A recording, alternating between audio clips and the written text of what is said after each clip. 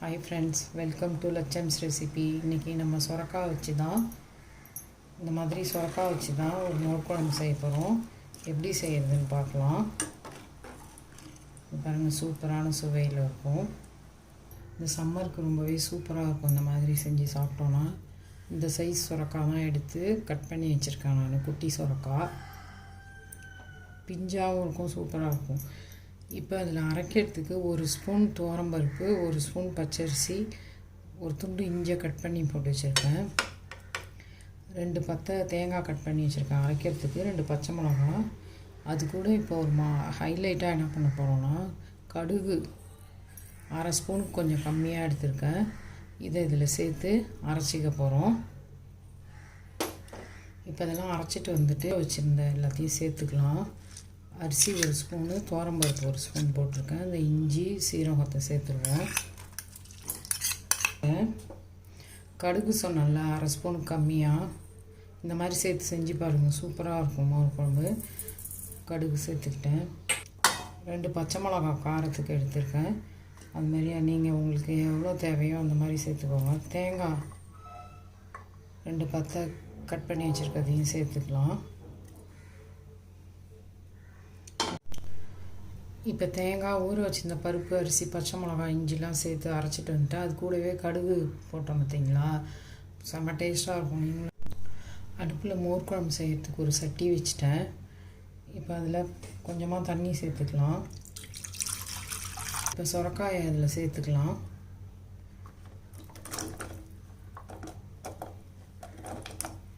இப்போ சொரக்காயை அதில் சேர்த்தாச்சு.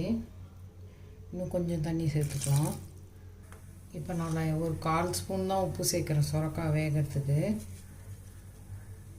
ஒரு 1/4 டீஸ்பூன் அளவுக்கு மஞ்சத்தூள் போட்டுக்கலாம். மஞ்சத்தூள் 1/4 டீஸ்பூன் போட்டுக்கிறேன். இப்போ பாருங்கள், சொரக்காய் நல்லா கொதிச்சிட்ருக்கு. இன்னொரு 5 நிமிஷத்தில் வெந்துடும். இப்போ சொரக்காய் நல்லா வெந்து கொதிக்க ஆரம்பிச்சிருச்சு. சொரக்காய் நல்லா வெந்துருச்சு. இப்போ பார்க்கலாம் பாருங்கள், கட் பண்ணி பார்க்கலாம். ரொம்ப ஈஸியாக கட் ஆகுது பார்த்தீங்களா, நல்லா கட் ஆகிடுச்சு பாருங்கள். இந்த மாதிரிலாம் வெந்ததும் தேங்காய் அரைச்சிருக்கோங்க, அதை அதில் சேர்த்துக்கலாம். தேங்காய், இஞ்சி, பச்சை மிளகா, துவரம்பருப்பு ஊற வச்சிருந்தோம்ல, 1 ஸ்பூன் துவரம்பருப்பு, 1 ஸ்பூன் அரிசி. அரிசி ஆப்ஷன் தான், வேணுன்னா சேர்த்துக்கலாம், இல்லாட்டி விட்டுடலாம். ஆனால் துவரம்பருப்பு, சீரகம், இஞ்சி, பச்சை மிளகாலாம் கண்டிப்பாக அரைக்கணும். கடுகு இப்போ ஒரு ஹைலைட்டாக அது ஒரு டேஸ்ட் கிடைக்குதுன்னு செஞ்சு பார்த்துக்கலாம். போட்டால் சூப்பராக இருக்கும். நீங்களும் இந்த மாதிரி செஞ்சு பாருங்கள். இப்போ அரைச்ச விழுது, தேங்காய் விழுது அதில் சேர்த்தாச்சு. இப்போ அதுவும் கொதிக்கிட்டோம். கப்பை கழுவி அதில் சேர்த்துக்கலாம். நான் சொரக்காய் வேகும் போது ஒரு 1/4 ஸ்பூன் உப்பு போட்டேன். இப்போ ஒரு அரை ஸ்பூன் அளவுக்கு போட்டுக்கிறேன் உப்பு. பார்த்துட்டு நமக்கு தேவையானதை சேர்த்துக்கணும் அப்புறமாக்கலாம். இப்போ இது ஒரு கொதி வந்துடுச்சு, நல்லா கொதிக்கிட்டோம். இப்போ நான் 1/2 லிட்டர் தயிர் எடுத்துருக்கேன். அதுக்கான அளவு தான் இதெல்லாம்.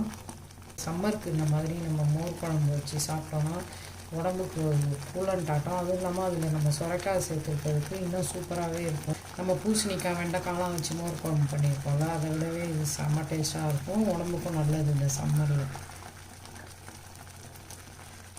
பட்ஜெட்டாக இப்போ நம்ம கேஸையும் சிக்கனப்படுத்தி செய்யணுன்னா இந்த மாதிரி ஒரு மோர் குழம்பு வச்சுட்டு ரைஸ் வச்சு சாப்பிட்டுக்கலாம். தெரிக்குது. இப்போ நான் அதுக்கு ஒரு மூடி வச்சிடுறேன். ஒரு 2 நிமிஷம் மூடி இருக்கட்டும். இப்போ பாருங்கள், 2 நிமிஷம் நல்லா மூடி வச்சுருந்தாங்க. திறந்து பார்க்கணும். நல்லா சூப்பராக கொதித்து வாசனை வரலாம்னு வர ஆரம்பிச்சிச்சு. இப்போ பாருங்கள், நம்ம அரைச்சி ஊற்றின கலவையெல்லாம் நல்லா வெந்து சூப்பராக கொதிக்க ஆரம்பிச்சிருச்சு. நல்லா வாசம் வருது. இப்போ ஆறுக்கும் ஒரு 5 நிமிஷம். அதுக்குள்ளே மோரை சிலிப்பிக்கலாம். ஸ்டவ் ஆஃப் பண்ணி இதை எடுத்து அந்த சைடு வச்சுட்டு இப்போ மோர் கடைஞ்சிட்டு இதுக்கு ஒரு தாளிப்பு கொடுக்கணும். மோர் கடைஞ்சி தான் அதில் ஊற்றணும், தயிர் அப்படியே ஊற்றிடக்கூடாது. இப்போ நான் 1/2 லிட்டர் தயிர் இதில் உர ஊற்றினதை எடுத்துக்கிட்டேன். இப்போ இந்த 1/2 லிட்டர் தயிரை நல்லா மத்து வச்சு சிலிப்பி எடுத்துக்கலாம். இந்த மாதிரி மத்து இருந்தாலும் சிலிப்பிக்கலாம், அப்படி இல்லாட்டி விஸ்க் வச்சு நல்லா கடைஞ்சி இதில் கடைஞ்சி மோராக்கிக்கணும். அப்படியே கட்டியாக ஊற்றினோன்னா திரி திரியாக இருக்கும், அதனால் இப்படி சிலிப்பிட்டு ஊற்றினோம்னா சூப்பராக இருக்கும்.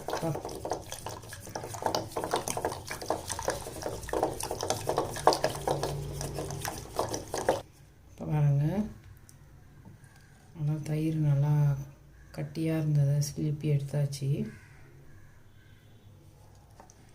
தெரியுதா? கட்டி இல்லாமல் நல்லா சிலிப்பியாச்சு தயிர். சம்மருக்கு சொரக்காய் போட்டு மோர் குழம்பு செஞ்சு சாப்பிட்டு பாருங்கள், சூப்பராக இருக்கும். இது நம்ம பட்ஜெட் ஃப்ரெண்ட்லி டிஷ்ஷுன்னு கூட சொல்லலாம். செம்ம சூப்பராக ஈஸியாக சீக்கிரம் செஞ்சிடலாம். மோர் குழம்பும் ஆறிடுச்சு. இப்போ தயிர் அதில் சேர்த்துக்கலாம். இப்போ இந்த குழம்பு கொதிச்சோடனே இறக்கி வச்சோம்னா ஒரு 10 நிமிஷம் போல் நல்லா ஆறிடுச்சு. நீங்கள் சூட்லேயே இந்த தயிரை கடைஞ்சி ஊற்றினோன்னா நல்லா இருக்காது, ஆற விட்டு தான் வைக்கணும். இப்போ தயிர் கடைஞ்சிட்டேன்.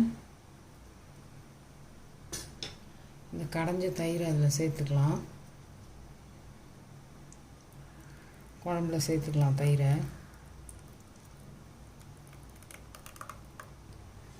சூப்பராக சொரக்காய் மோர் குழம்பு ரெடி ஆகிடுச்சு. ஒரு தாளிப்பு இதெல்லாம் நம்ம எப்படி இருக்குது பார்த்திங்கன்னா, செமையாக இருக்கும். இப்போ நம்ம தாளிச்சிக்கலாம். இப்போ எண்ணெய் காஞ்சிடுச்சு, அதில் கடுகு சேர்த்துக்கலாம்.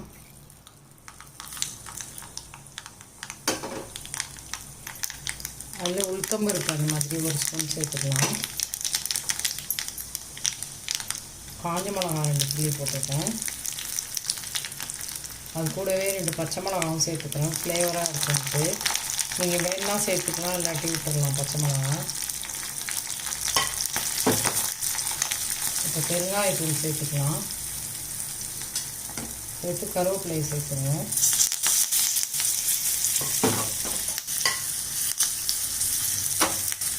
இப்போ தாளிச்சாச்சு. இப்போ மோர் குழம்பு ரெடி ஆகிடுச்சு. இந்த தாளிப்பு அதில் சேர்த்துக்கலாம். சூப்பரான சுவையில் சுரைக்காய் மோர் குழம்பு ரெடி ஆகிடுச்சு. நீங்களும் இந்த மாதிரி செஞ்சு பாருங்கள். லட்சம்ஸ் ரெசிப்பியை லைக் பண்ணுங்கள், ஷேர் பண்ணுங்கள், சப்ஸ்கிரைப் பண்ணுங்கள். தேங்க்யூ. கொத்தமல்லி இலையை தூவிக்கலாம், நல்லாயிருக்கும் வாசமாக.